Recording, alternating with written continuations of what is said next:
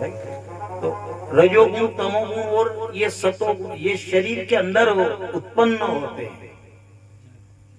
शरीर के अंदर जो ये बनते हैं। और कहा जाता है कि जब तक इन तीनों गुणों के ऊपर विजय प्राप्त नहीं करेंगे तब तक परमात्मा का साक्षात्कार होने वाला। वो जैसे कहा जाता है कि सागर के ऊपर फेन होते हैं, जाग रहते हैं, सागर के ऊपर फेन रहते हैं, पर सागर के अंदर हीरा जवाहरात रहते हैं।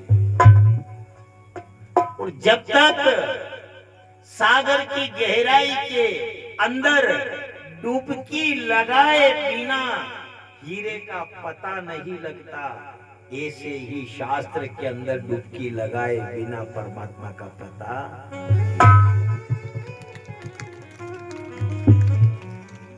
तीनों गुण अपने अपने लिए, पर जब तक अपन इन तीनों गुणों का मिश्रण नहीं बनाएंगे तब तक उसका साक्षात्कार होने वाला।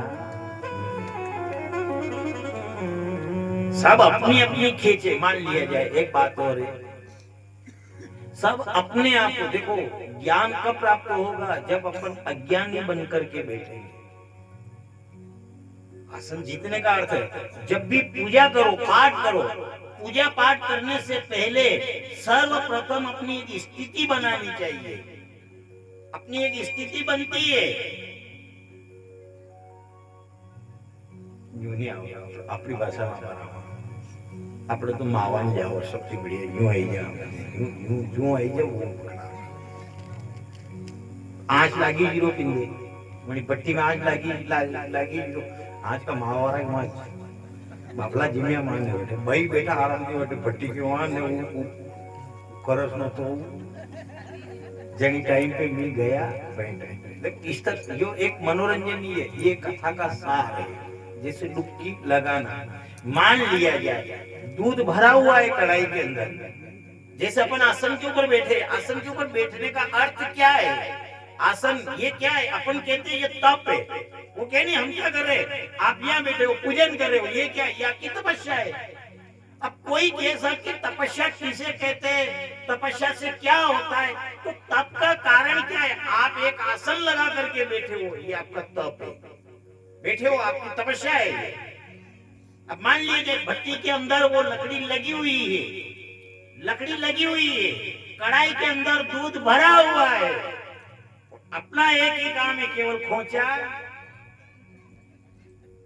कई नहीं बनू, ना ये जानो ना ये जानो, आपको हिलाते जाओ, उस खोचे को हिलाते जाओ, रुकना नहीं, रुकने में समस्या है, रुकना नहीं, आप अपना कर्म करते जाओ, अपन खोचा हिलाते जाए हिलाते जाए। आप देखना, देखते ही देखते वो दूध नजर आपके दूध आ रहा है, लेकिन वो दूध कट जाएगा, उस दूध का मावा बन जाएगा, वो दूध कट जाएगा, मावा बन जाएगा।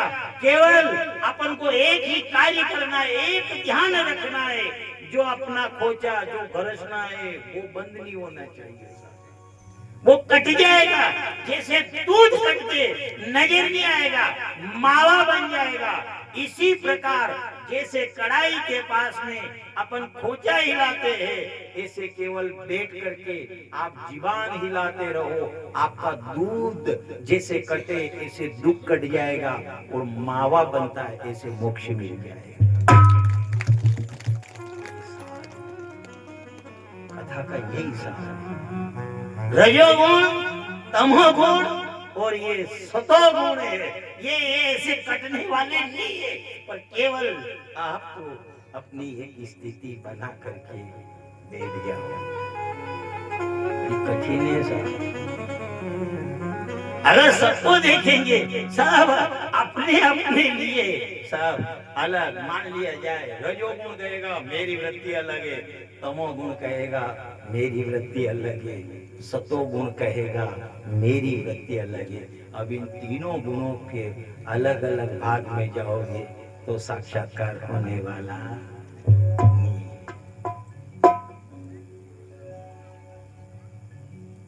इधर राजा राजा जब शिकार करने के हेतु जाता है, भूल तो हुई राजा से, गलती हो गई, और गलती भी ये हुई राजा से कि मरा हुआ जो सांप था वो एक महात्मा के गले में डाल दिया।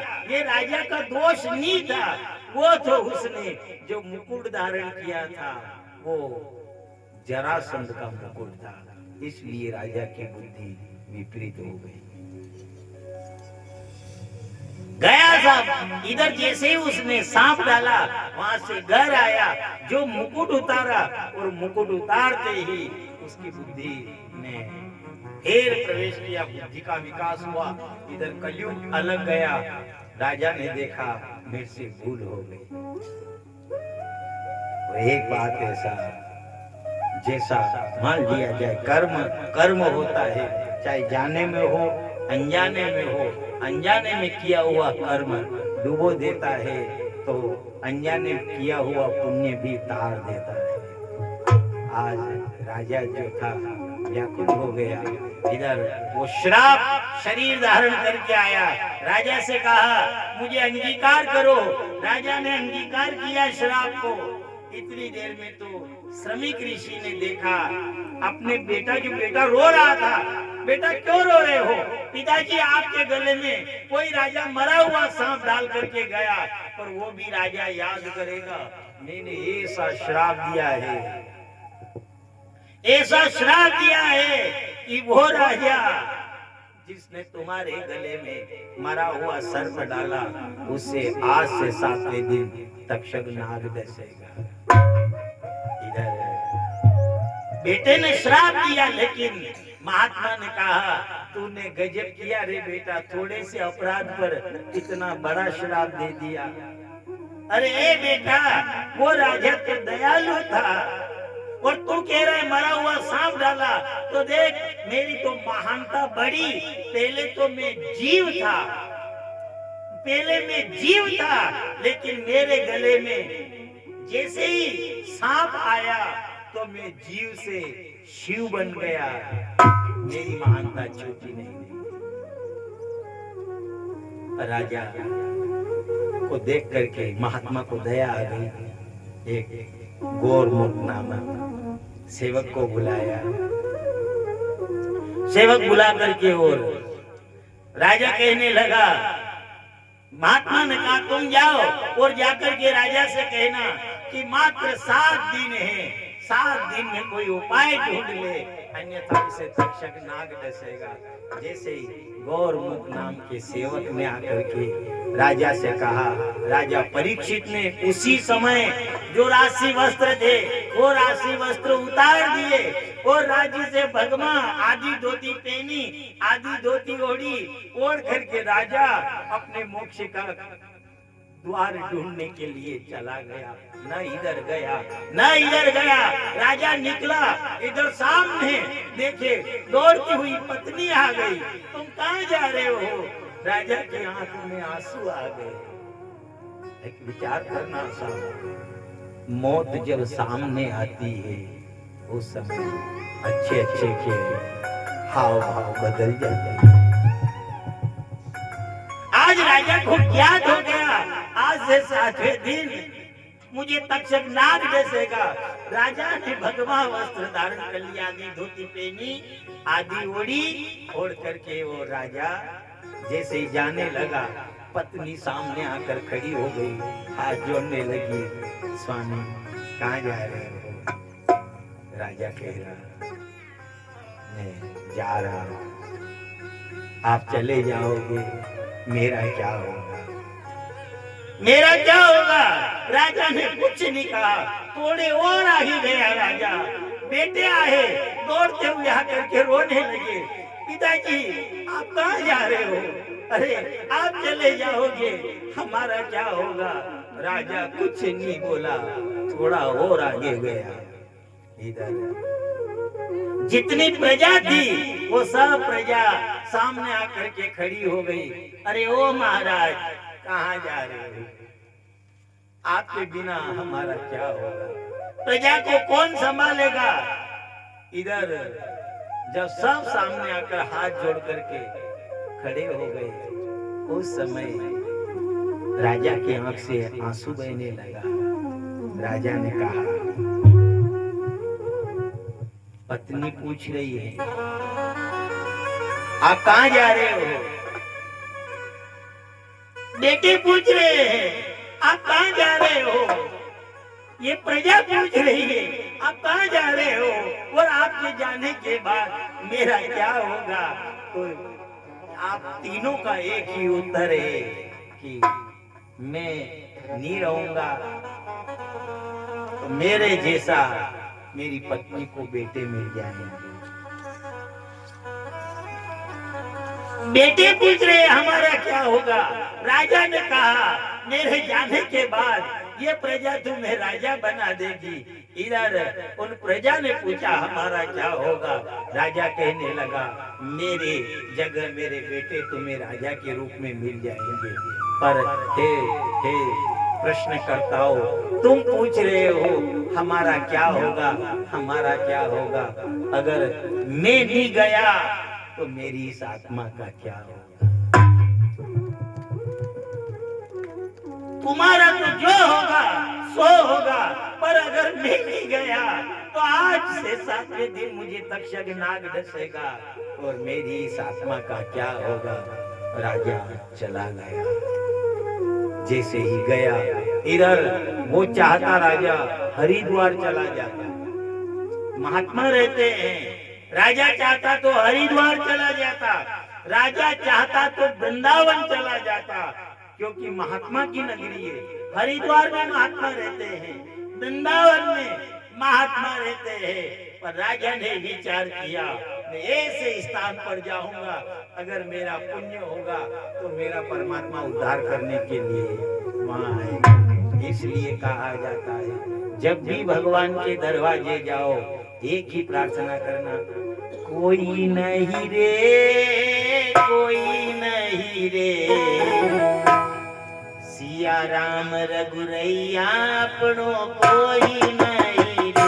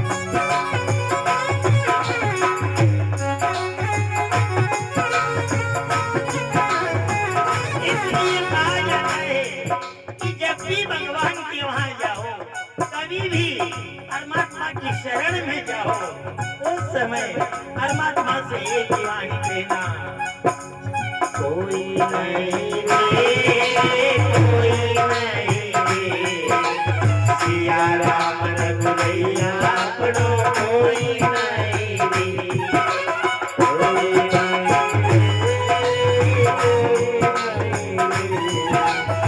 सिया राम रघुरैया अपना कोई नहीं।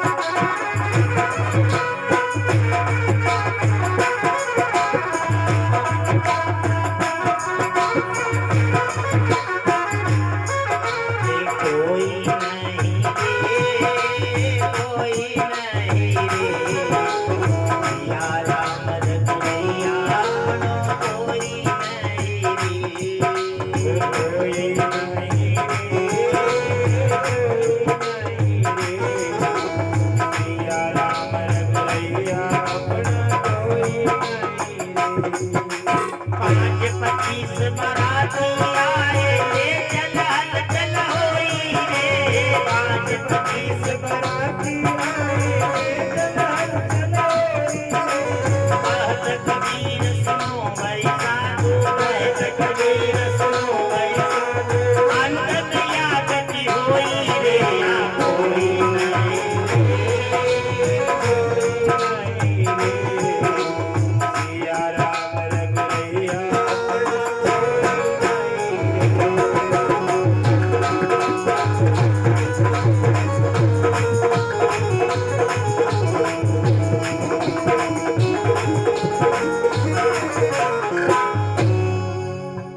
कोई नहीं रे, कोई नहीं रे, सिया राम रघुरैया पढ़ो कोई नहीं रे। जब भी भगवान के पास में जाओ, उस परमात्मा से एक ही बात कहना, यहाँ कोई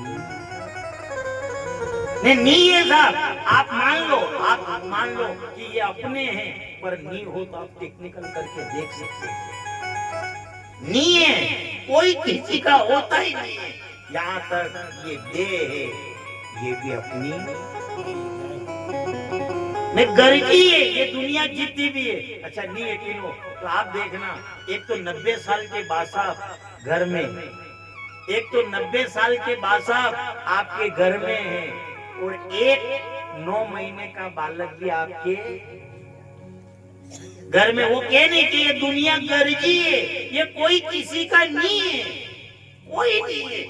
पर अगर फिर भी यकीन नहीं हो तो आपके घर में 90 साल के बासा, वो भी आपके घर में बिस्तर पे सोए हुए हैं, और एक 9 महीने का बालक भी आपके घर में सोया हुआ है। कपड़ा खराब 90 साल का भी करता है, और कपड़े खराब 9 महीने का भी करता है, पर 90 साल वाले से गरज निकल जाती है। ये हम जार पूछवा वाला भी आवे ने पूछ ले गयो कपड़ा खराब कर दिया आना तो भोजन बंद कर दो, तो कहीं मुंह की मसर तो लेती आना। विचार कर लो सर, वो कपड़े खराब करे तो ये दुनिया कहती है इनको इतना क्यों खिलाओ। मैं वो 9 महीना को खराब कर दे कपड़ा, काला ने कपड़ा खराब कर दिया, मुकेश ने कपड़ा खराब कर दिया, कुछ तो कुछ वणके भी तो कर 90 साल को कपड़ो। पर नहीं साहब, वो 90 साल वाला कपड़े खराब करे तो उसके लिए ये दुनिया कहती है इसका भोजन पानी बंद कर दो, कपड़े खराब नहीं करेगा। और 9 महीने वाला, क्योंकि उससे गरज है, 90 साल वाले से गरज निकल गई, और जो 9 महीने वाला है उस 9 महीने वाले से गरज है, इसलिए उसका तो भोजन बंद करो। इसके भी कपड़े चेंज करे, लेकिन चेंज करते करते में,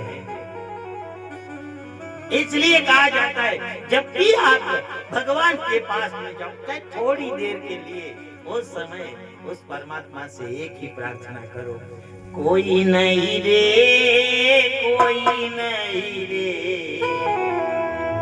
सिया राम रघुरैया पढ़ो कोई नहीं रे।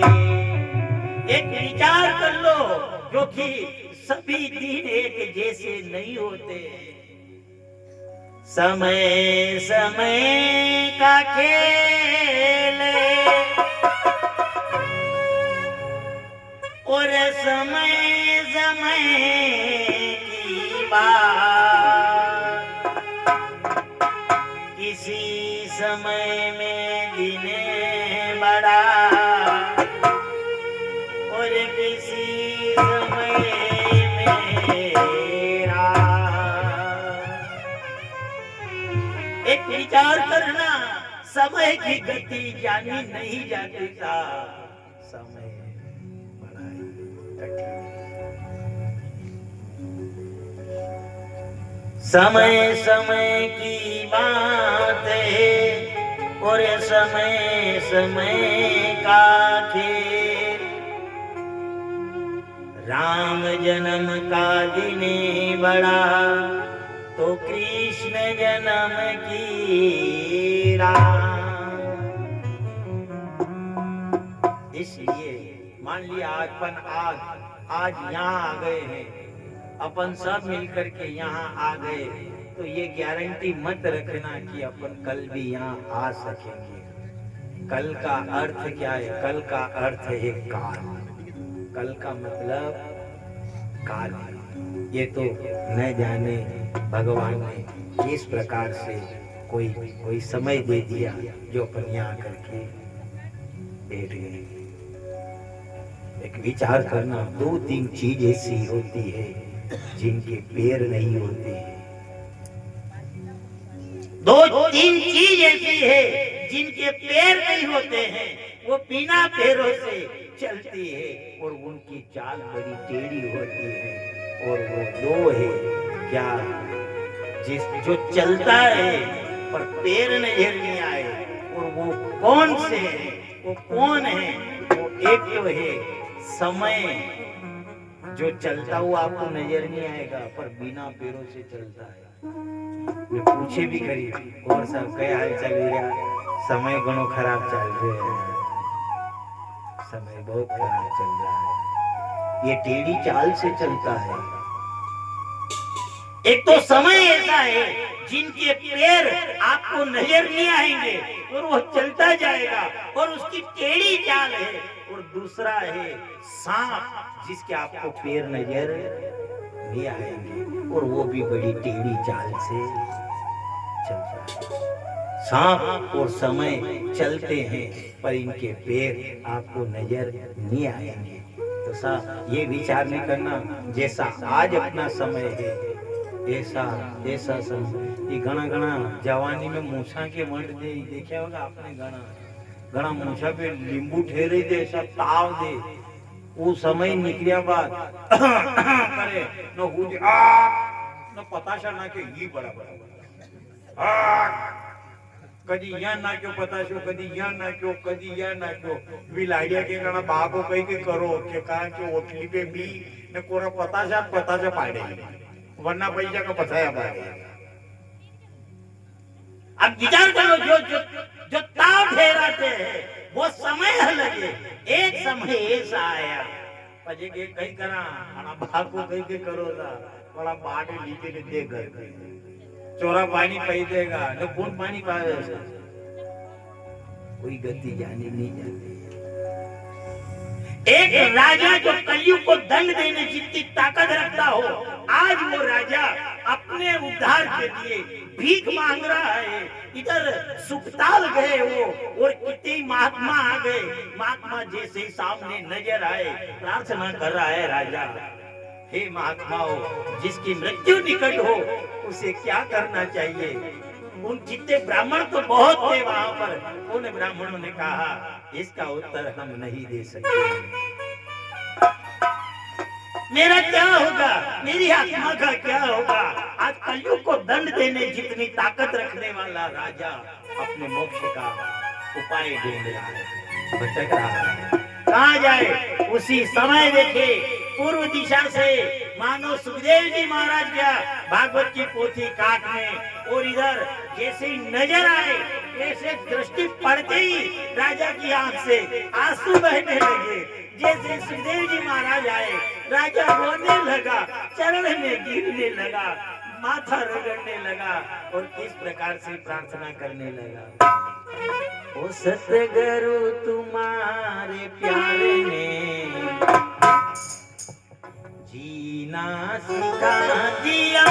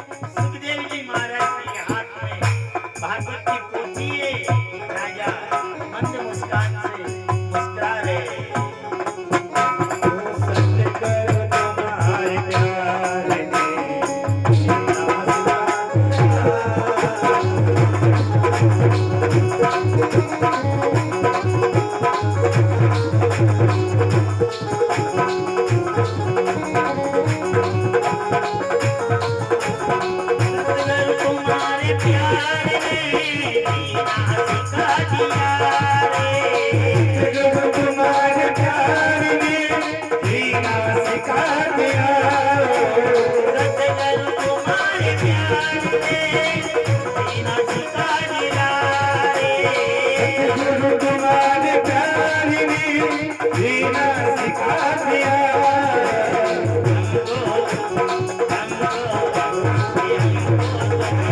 प्यार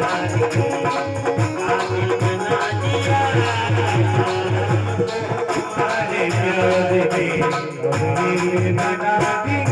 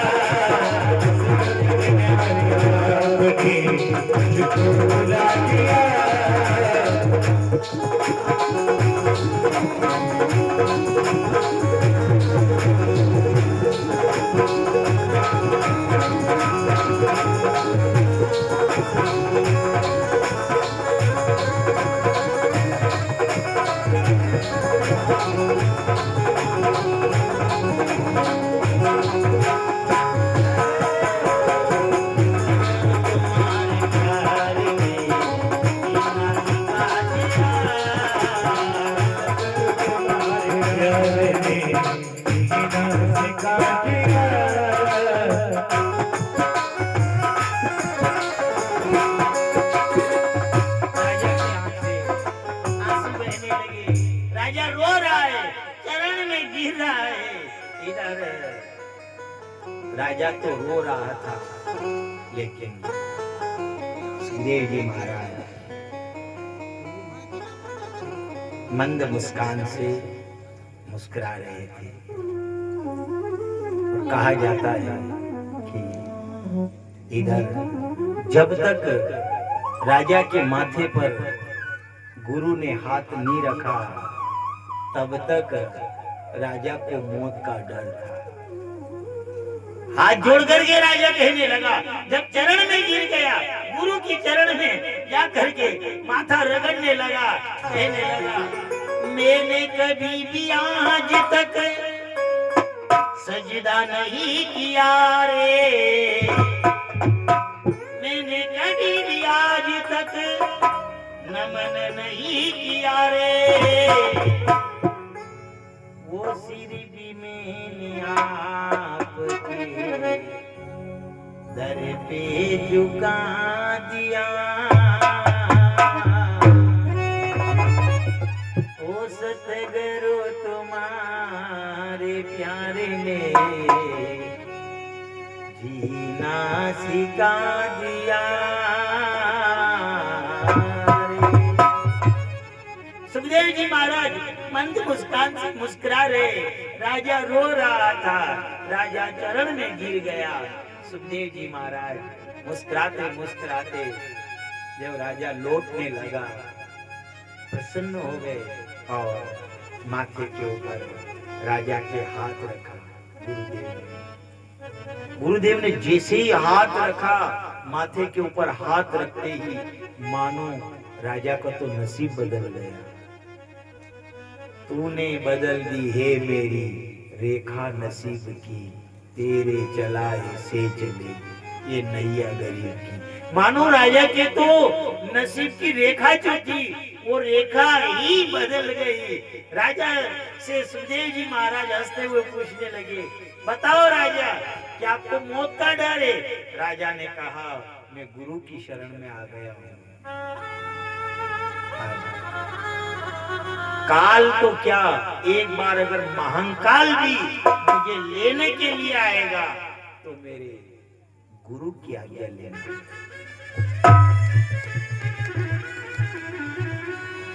राजा जैसे ही बैठा, इधर राजा का जितना भय था वो सब भय समाप्त हो गया, डर समाप्त हो गया।